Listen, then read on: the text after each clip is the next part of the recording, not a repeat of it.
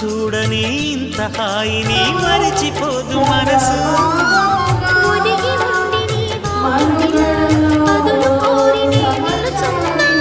దారి తెలియని చీకటిలో వెలుగు చూసి కాదంటా.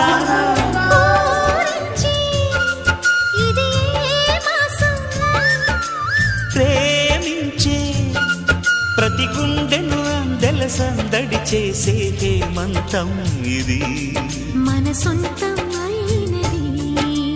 కిలకిల నవ్వే కోయిల కోసం వచ్చింది మధుమాసం.